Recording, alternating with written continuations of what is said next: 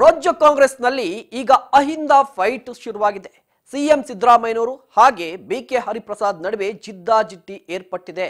ಹೀಗಾಗಿ ರಾಜ್ಯ ಕಾಂಗ್ರೆಸ್ನಲ್ಲಿ ಹಿಂದುಳಿದ ವರ್ಗಗಳ ಲೀಡರ್ ಪಟ್ಟಕ್ಕಾಗಿ ತೀವ್ರ ಪೈಪೋಟಿ ಶುರುವಾಗಿದೆ. ಹಿಂದುಳಿದ ವರ್ಗಗಳ ಲೀಡರ್ ಪಟ್ಟಕ್ಕಾಗಿ ರಾಜ್ಯ ಕಾಂಗ್ರೆಸ್ನಲ್ಲಿ ಇಬ್ಬರು ನಾಯಕರ ನಡುವೆ ತೀವ್ರ ಪೈಪೋಟಿ ಶುರುವಾಗಿದೆ. ಅಲ್ಲಿಗೆ ರಾಜ್ಯ ಕಾಂಗ್ರೆಸ್ನಲ್ಲಿ ಅಹಿಂದ ಫೈಟ್ ಶುರುವಾಗಿರುವಂತದ್ದು. ಅದು ಯಾರ ನಡುವೆ ಅಂದ್ರೆ, ಒಂದು ಕಡೆ ಸಿಎಂ ಸಿದ್ದರಾಮಯ್ಯನವರು, ಮತ್ತೊಂದು ಕಡೆ ಕಾಂಗ್ರೆಸ್ನ ಹಿರಿಯ ನಾಯಕರು ಬಿಕೆ ಹರಿಪ್ರಸಾದ್ ಅವರ ನಡುವೆ ಜಿದ್ದಾಜಿದ್ದಿ ಏರ್ಪಟ್ಟಿದೆ. ಕಾರಣ ಏನು ಅಂದ್ರೆ, ಹಿಂದುಳಿದ ವರ್ಗಗಳ ಲೀಡರ್ ಪಟ್ಟಕ್ಕಾಗಿ ಈ ಇಬ್ಬರ ನಾಯಕರ ನಡುವೆ ಈಗ ಪೈಪೋಟಿ ಶುರುವಾಗಿರುವಂತದ್ದು. ನೀನಾ ನಾನಾ ಅನ್ನುವ ಪೈಪೋಟಿ ಶುರುವಾಗಿದೆ. ರಾಜ್ಯದಲ್ಲಿ ಕಾಂಗ್ರೆಸ್ ಅಧಿಕಾರದಲ್ಲಿದೆ. ಕಾಂಗ್ರೆಸ್ ಸರ್ಕಾರ ಅಧಿಕಾರಕ್ಕೆ ಬಂದು 8 ತಿಂಗಳಾಯಿತು, ಈಗ 9ನೇ ತಿಂಗಳು. ಆದ್ರೆ ರಾಜ್ಯ ಕಾಂಗ್ರೆಸ್ ಪಕ್ಷದಲ್ಲಿ ಎಲ್ಲವೂ ಸರಿ ಇದೆಯಾ ಅಂದ್ರೆ ನೋ ವೇ, ಚಾನ್ಸೇ ಇಲ್ಲ. ಇಲ್ಲಿ ಮುಸುಕಿನ ಗುದ್ದಾಟ ನಡೀತಾ ಇದೆ. ಇದರ ನಡುವೆ ಹಿಂದುಳಿದ ವರ್ಗಗಳ ಲೀಡರ್ ಪಟ್ಟಕ್ಕಾಗಿ ಇಬ್ಬರ ನಡುವೆ ಜಿದ್ದಾಜಿದ್ದಿ ಪೈಪೋಟಿ ಬಿದ್ದಿರುವಂತದ್ದು. ಈ ಹಿಂದೆ ಅಹಿಂದ ನಾಯಕರಾಗಿ ಗುರುತಿಸಿಕೊಂಡಿದ್ದಾರೆ ಸಿಎಂ ಸಿದ್ದರಾಮಯ್ಯನವರು. ರಾಜ್ಯದ ಅಹಿಂದ ವರ್ಗಗಳ ಪ್ರಶ್ನಾತೀತ ನಾಯಕ ಯಾರು ಅಂದ್ರೆ ಉತ್ತರ ಸಿಎಂ ಸಿದ್ದರಾಮಯ್ಯನವರು. ಸಿದ್ದರಾಮಯ್ಯನವರೇ ಅಹಿಂದ ವರ್ಗಗಳ ಪ್ರಶ್ನಾತೀತ ನಾಯಕರು ಅನ್ನೋದು ಎಲ್ಲರಿಗೂ ಗೊತ್ತಿರೋ ವಿಚಾರ. ಇದರ ನಡುವೆ ಈಗ ರಾಜ್ಯದಲ್ಲಿ ಅಧಿಕಾರಕ್ಕೆ ಬಂದ ಕಾಂಗ್ರೆಸ್ ಪಕ್ಷದಲ್ಲಿ ಹಿಂದುಳಿದ ವರ್ಗಗಳ ಲೀಡರ್ ಪಟ್ಟಕ್ಕಾಗಿ ಮತ್ತೊಬ್ಬರು ಪೈಪೋಟಿಯನ್ನ ಕೊಡ್ತಾ ಇದ್ದಾರೆ. ಅದು ಬಿಕೆ ಹರಿಪ್ರಸಾದ್ ಅವರು. ಬಿಕೆ ಹರಿಪ್ರಸಾದ್ ಅವರು ಯಾಕೆ ಈ ರೀತಿ ಪೈಪೋಟಿಯನ್ನ ಕೊಡ್ತಾ ಇದ್ದಾರೆ, ಯಾಕಾಗಿ ಅನ್ನೋದ್ರ ಬಗ್ಗೆ ಎಲ್ಲರಿಗೂ ಗೊತ್ತಿರುವ ವಿಚಾರ. ಯಾಕಂದ್ರೆ ರಾಜ್ಯದಲ್ಲಿ ಕಾಂಗ್ರೆಸ್ ಅಧಿಕಾರ ಬಂದಿದೆ, ಗೆದ್ದಿದೆ ಅಂದ್ರೆ ಅದಕ್ಕೆ ಸಿದ್ದರಾಮಯ್ಯನವರು ಕಾರಣ, ಡಿಸಿಎಂ ಡಿಕೆ ಶಿವಕುಮಾರ್ ಅವರು ಕಾರಣ, ಹಾಗೆ ಬಿಕೆ ಹರಿಪ್ರಸಾದ್ ಅವರು ಕೂಡ ಕಾರಣ ಅನ್ನುವ ಮಾತಿರುವಂತದ್ದು. ಬಿಕೆ ಹರಿಪ್ರಸಾದ್ ಅವರು ಎಲ್ಲರೂ ಕೂಡ ಸಾಮೂಹಿಕ ನಾಯಕತ್ವದಿಂದಾಗಿ ಚುನಾವಣೆ ಗೆದ್ವಿ ಅಂತ ಹೇಳ್ತಾ ಇದ್ದಾರೆ. ಆದ್ರೆ ಬಿಕೆ ಹರಿಪ್ರಸಾದ್ ಅವರಿಗೆ ಸಚಿವ ಸ್ಥಾನ ಸಿಗಲಿಲ್ಲ. ಎಲ್ಲೋ ಒಂದ್ ಕಡೆ ವಿಧಾನ ಪರಿಷತ್ನಿಂದ ಬಿಕೆ ಹರಿಪ್ರಸಾದ್ ಅವರಿಗೆ ಸಚಿವ ಸ್ಥಾನ ಫೈನಲ್ ಆಗುತ್ತೆ. ಯಾಕಂದ್ರೆ ಸಚಿವ ಸ್ಥಾನ ಸಿಗಲೇಬೇಕಿತ್ತು ಅವರಿಗೆ. ಕಾಂಗ್ರೆಸ್ನ ಹೈಕಮಾಂಡ್ ನಾಯಕರ ಅತ್ಯಂತ ಆಪ್ತರು ಕೂಡ ಹೌದು. ಜೊತೆಗೆ 40 ವರ್ಷಗಳ ರಾಜಕೀಯ ಇತಿಹಾಸದಲ್ಲಿ ಅವರು ಕಾಂಗ್ರೆಸ್ ಪಕ್ಷದ ಅತ್ಯಂತ ಕಟ್ಟಾಳ ಆಗಿ ಪಕ್ಷದ ನಿಷ್ಠಾವಂತ ಕಾರ್ಯಕರ್ತರಾಗಿ ದುಡಿದವರು. ಇದರ ನಡುವೆ ಈಗ ಅಧಿಕಾರಕ್ಕೆ ಬಂದಾಗ ಕಾಂಗ್ರೆಸ್ ಅಭೂತಪೂರ್ವ ಗೆಲುವು ಸಾಧಿಸಿದ್ರು ಕೂಡ ಬಿಕೆ ಹರಿಪ್ರಸಾದ್ ಅವರಿಗೆ ಸಚಿವ ಸ್ಥಾನ ಸಿಗಲಿಲ್ಲ. ಅಲ್ಲಿಗೆ ಅವರಿಗೆ ಅಸಮಾಧಾನಗೊಂಡಿರುವಂಥದ್ದು. ಹೀಗಾಗಿ ಅವರು ಶಕ್ತಿ ಪ್ರದರ್ಶನಕ್ಕೆ ಮುಂದಾಗ್ತಾ ಇದ್ದಾರೆ. ಅದು ಯಾರ ವಿರುದ್ಧ ಅಂದ್ರೆ ಸಿಎಂ ಸಿದ್ದರಾಮಯ್ಯನವರ ವಿರುದ್ಧ. ಎಲ್ಲೋ ಒಂದ್ ಕಡೆ ಕೇಂದ್ರದಲ್ಲಿ ಇದ್ದಂತಹ ರಾಷ್ಟ್ರ ರಾಜಕಾರಣದಲ್ಲಿ ಗುರುತಿಸಿಕೊಂಡಿದ್ದಂತಹ ಬಿಕೆ ಹರಿಪ್ರಸಾದ್ ಅವರು ರಾಜ್ಯಕ್ಕೆ ಬರ್ತಾರೆ, ರಾಜ್ಯ ರಾಜಕಾರಣಕ್ಕೆ ಬರ್ತಾರೆ ಅಂದ್ರೆ ಆಗ ಎಲ್ಲರ ದೃಷ್ಟಿ ನೆಟ್ಟಿದ್ದು ಯಾರ ಕಡೆ ಅಂದ್ರೆ ಸಿಎಂ ಸಿದ್ದರಾಮಯ್ಯನವರ ಕಡೆ. ಯಾಕಂದ್ರೆ ಇಬ್ರು ಕೂಡ ಹಿಂದುಳಿದ ವರ್ಗಗಳಿಂದ ಬಂದವರು, ಹಿಂದುಳಿದ ನಾಯಕರು ಅಂತ ಗುರುತಿಸಿಕೊಂಡವರು. ಸಿದ್ದರಾಮಯ್ಯನವರಿಗೆ ದಲಿತ, ಅಲ್ಪಸಂಖ್ಯಾತ, ಹಿಂದುಳಿದ ವರ್ಗದವರ ಯಾವ ರೀತಿ ಹಿಡಿತಾ ಇದೆಯೋ ಅದೇ ರೀತಿಯಾಗಿ ಹಿಂದುಳಿದ ವರ್ಗಗಳಲ್ಲಿ ಬಿಕೆ ಹರಿಪ್ರಸಾದ್ ಅವರು ಕೂಡ ಹಿಡಿತಾ ಇತ್ತು. ಇದೇ ಕಾರಣಕ್ಕಾಗಿ ಕಾಂಗ್ರೆಸ್ನಲ್ಲಿ ಈಗ ಅಹಿಂದ ಫೈಟ್ ಶುರುವಾಗಿದೆ. ತೀವ್ರ ಪೈಪೋಟಿಯನ್ನ ಕೊಡ್ತಾ ಇದ್ದಾರೆ ಬಿಕೆ ಹರಿಪ್ರಸಾದ್ ಅವರು.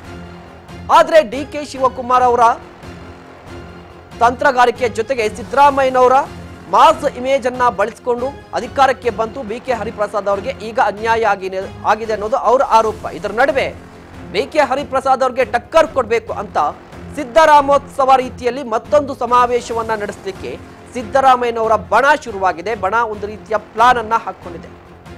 ಶಕ್ತಿ ಪ್ರದರ್ಶನಕ್ಕೆ ಮುಂದಾಗಿದೆ ಸಿದ್ದರಾಮಯ್ಯನವರ ಟೀಮ್. ಕೋಟೆ ನಾಡಲ್ಲಿ ಟಗರು ಶಕ್ತಿ ಪ್ರದರ್ಶನಕ್ಕೆ ಸಿದ್ದು ಬಣ ಪ್ಲಾನ್ ಅನ್ನ ಹಾಕೊಂಡಿದೆ. ಇದು ಸಾಕಷ್ಟು ಕುತೂಹಲವನ್ನ ಕೆರಳಿಸ್ತಾ ಇರುವಂತದ್ದು. ಯಾಕೆ ಈಗ ಮತ್ತೊಮ್ಮೆ ಸಿದ್ದರಾಮಯ್ಯನವರು ಶಕ್ತಿ ಪ್ರದರ್ಶನಕ್ಕೆ ಮುಂದಾಗ್ತಾ ಇದ್ದಾರೆ, ಅದು ಕೂಡ ಸಿದ್ದರಾಮೋತ್ಸವ ರೀತಿಯಲ್ಲಿ.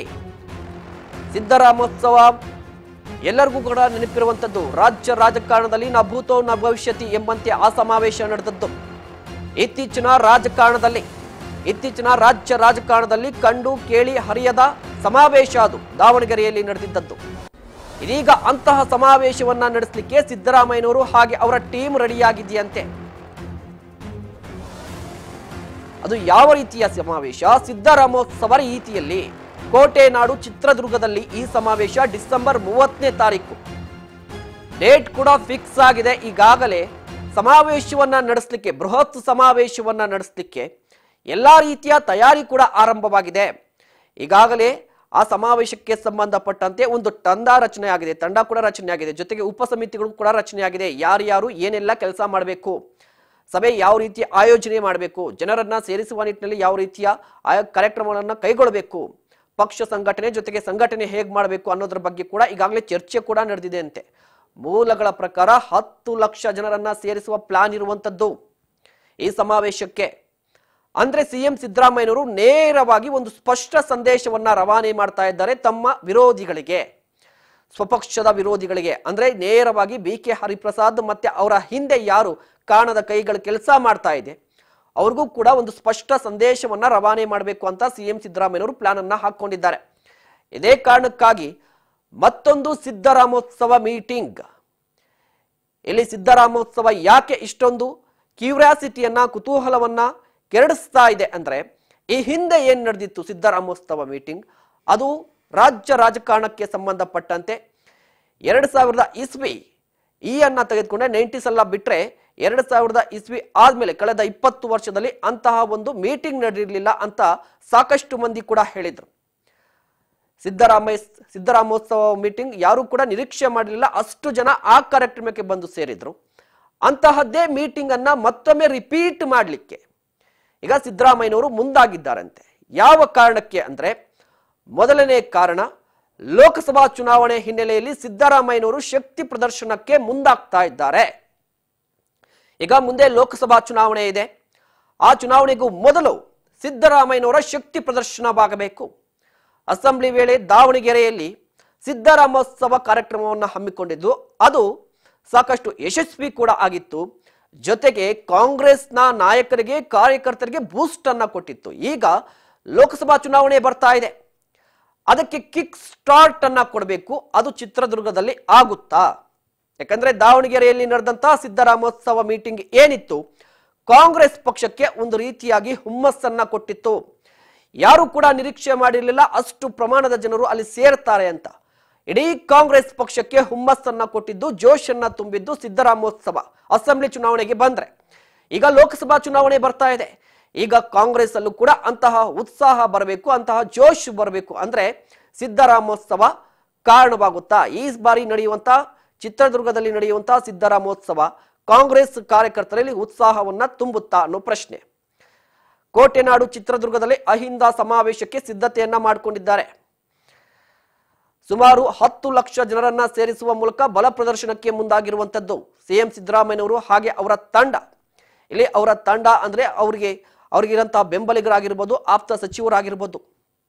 ಸಿದ್ದರಾಮೋತ್ಸವದಲ್ಲಿ ಯಾರೆಲ್ಲ ಉಸ್ತುವಾರಿಯನ್ನ ತೆಗೆದುಕೊಂಡಿದ್ರು ಅದೇ ತಂಡ ಈಗ ಕೆಲಸ ಮಾಡ್ತಾ ಇರುವಂತದ್ದು. ಡಿಸೆಂಬರ್ 30ನೇ ತಾರೀಕು ಬೃಹತ್ ಸಮಾವೇಶವನ್ನ ನಡೆಸಲಿಕ್ಕೆ ಪ್ಲಾನ್ ಅನ್ನ ಹಾಕೊಂಡಿದ್ದಾರೆ. ಚಿತ್ರದುರ್ಗದಲ್ಲಿ ಸಿದ್ದರಾಮೋತ್ಸವ ರೀತಿಯಲ್ಲೇ ಒಂದು ಬೃಹತ್ ಸಮಾವೇಶವನ್ನ ನಡೆಸಬೇಕು. ಆ ಮೂಲಕ ಲೋಕಸಭಾ ಚುನಾವಣೆಗೂ ಇಲ್ಲಿ ಸ್ವಕಾರ್ಯ, ಸ್ವಾಮಿ ಕಾರ್ಯ ಎರಡೂ ಕೂಡ ಆಗಬೇಕು. ಸ್ವಕಾರ್ಯ ಏನಂದ್ರೆ ಸಿಎಂ ಸಿದ್ದರಾಮಯ್ಯನವರ ಶಕ್ತಿ ಪ್ರದರ್ಶನವಾಗಬೇಕು. ಸ್ವಾಮಿ ಕಾರ್ಯ ಅಂದ್ರೆ ಪಕ್ಷಕ್ಕೆ ಕೂಡ ಹೆಲ್ಪ್ ಆಗಬೇಕು ಲೋಕಸಭಾ ಚುನಾವಣೆಗೆ. ಆ ರೀತಿಯಾಗಿ ಪ್ಲಾನ್ ಅನ್ನ ಹಾಕೊಂಡಿರುವಂತದ್ದು ಸಿದ್ದರಾಮಯ್ಯನವರು ಹಾಗೆ ಅವರ ತಂಡ. ಇದೇ ಡಿಸೆಂಬರ್ 30ನೇ ತಾರೀಕು ಸಭೆ ನಡೆಯುತ್ತಂತೆ ಚಿತ್ರದುರ್ಗದಲ್ಲಿ. ಲೋಕಸಭಾ ಚುನಾವಣೆಗೆ ಕಿಕ್ ಸ್ಟಾರ್ಟ್ ಕೊಡುವ ರಣತಂತ್ರ ಇದರಲ್ಲಿರುವಂತದ್ದು. ನಾನು ಈಗಾಗಲೇ ಹೇಳ್ತಿದ್ದೆ, ಸ್ವಕಾರ್ಯ ಕೂಡ ಆಗ್ಬೇಕು, ಸ್ವಾಮಿ ಕಾರ್ಯ ಆಗ್ಬೇಕು. ಸ್ವಕಾರ್ಯ ಏನು ಅಂದ್ರೆ ಸಿದ್ದರಾಮಯ್ಯನವರ ವರ್ಚಸ್ಸು ಹಾಗೆ ಉಳ್ಕೊಂಡಿದೆ. ಲೋಕಸಭಾ ಚುನಾವಣೆ ಬರ್ತಾ ಇದೆ, ಸಿದ್ದರಾಮಯ್ಯನವರ ವರ್ಚಸ್ಸು ಜೊತೆಗೆ ಅಹಿಂದ ವರ್ಗಗಳಿಗೆ ಇವರೇ ಪ್ರಶ್ನಾತೀತ ನಾಯಕರು. ಇವರನ್ನ ಕಡೆಗಣಿಸಿದ್ರೆ ಆಗಲ್ಲ. ಸಿದ್ದರಾಮಯ್ಯನವರು ಇದ್ರೆ ಮಾತ್ರ ಕಾಂಗ್ರೆಸ್ಗೆ ಒಂದು ರೀತಿಯಾಗಿ ಹುರುಪು ಬಲ ಇರುತ್ತೆ ಅನ್ನೋದನ್ನ ಸಾಬೀತುಪಡಿಸಬೇಕು. ಜೊತೆಗೆ ಸ್ವಾಮಿ ಕಾರ್ಯ ಅಂದ್ರೆ ಪಕ್ಷಕ್ಕೂ ಕೂಡ ಹೆಲ್ಪ್ ಆಗಬೇಕು. ಯಾವ ರೀತಿ ಅಸೆಂಬ್ಲಿ ಚುನಾವಣೆ ಸಂದರ್ಭದಲ್ಲಿ ದಾವಣಗೆರೆಯಲ್ಲಿ ನಡೆದಂತಹ ಸಿದ್ದರಾಮೋತ್ಸವ ಕಾರ್ಯಕ್ರಮ ಹೇಗೆ ಪಕ್ಷಕ್ಕೆ ಹೆಲ್ಪ್ ಆಯಿತು, ಅದೇ ರೀತಿಯಾಗಿ ಚಿತ್ರದುರ್ಗದಲ್ಲಿ ನಡೆಯುವಂತಹ ಕಾರ್ಯಕ್ರಮ ಕೂಡ ಪಕ್ಷಕ್ಕೆ ಹೆಲ್ಪ್ ಆಗಬೇಕು. ಸ್ವಕಾರ್ಯ, ಸ್ವಾಮಿ ಕಾರ್ಯ ಎರಡೂ ನೆರವೇರಬೇಕು. ಇದರ ಜೊತೆಗೆ ಮತ್ತೊಂದು ವಿಚಾರ ಇಲ್ಲಿ ಬೆಳಕಿಗೆ ಬಂದಿರುವಂತದ್ದು ಸಾಕಷ್ಟು ಕ್ಯೂರಿಯಾಸಿಟಿಯನ್ನ ಉಂಟು ಮಾಡ್ತಾ ಇರೋದೇನು ಅಂದ್ರೆ ಈ ಸಮಾವೇಶದಲ್ಲಿ ಜಾತಿ ಗಣತಿ ಜಾರಿಗೆ ಒತ್ತಾಯಿಸುವ ಸಾಧ್ಯತೆ ಇದೆ.